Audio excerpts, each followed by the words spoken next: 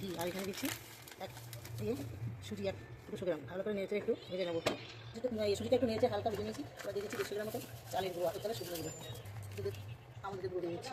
ভালো করে ভেজে নেবো, ভেজে নিয়েছি। এবার আমি দুধ দেবো, জল দিচ্ছি। জল দিয়ে সুজি পিঠের আটাটা খেয়ে নিচ্ছি ভালো করে, নেড়ে একটু তৈরি করে নেবো। ঘি আর চালের গুঁড়ো দিয়ে ভালো করে আটাটা আমি রান্না করে নিচ্ছি। এবার নামিয়ে নেবো। তারপরে নামিয়েছি, একটু হালকা ঠান্ডা হলে আটাটা আমি ভালো করে মেখে নেবো। পেস্টে এবার আমি একটু ময়দা দিয়ে ভালো করে মেখে নেবো। আটা নিয়ে এসেছি। এবার ছোটো পিঠে এভাবে কেটে নেবো। সব চুষি পিঠেগুলো কাটা হয়ে গেছে বন্ধুরা। এবার চুষি পিঠেগুলো রান্না করবো। পুরো পিঠে রান্নার জন্য এখানে দুধ বসে দিয়েছি। দুধ ফুটছে, দুধের মধ্যে আমি আড়াইশো চিনি দিয়ে দিচ্ছি, তেজপাতা আর 3টে ফাটানো এলাচ দিয়ে দিচ্ছি। সব ফুটছে। এবার আমি ছোটো পিঠেগুলো দুধের মধ্যে ভেজে দেবো একাতে। এইগুলো দিয়ে দিচ্ছি, তারপরে একটু রান্না করে নেবো। আমি একটু নুন দিয়ে দিচ্ছি। একটু নুন না দিলে ভালো টেস্টটা বোঝা যায় না। একটু রান্না প্রায় হয়ে এসছে। আমি একটু নলিন গুড় দিয়ে দিচ্ছি, সুন্দর কালার হচ্ছে। নামিয়ে নেবো।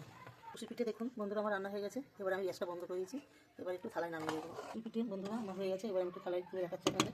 দেখুন আমার এই চুষি পিঠে দেখলে ভালো লাগে, লাইক এবং শেয়ার করবেন এবং সাবস্ক্রাইব করবেন। বা আবার টাকা রান্না করে দেখা হবে। পিঠে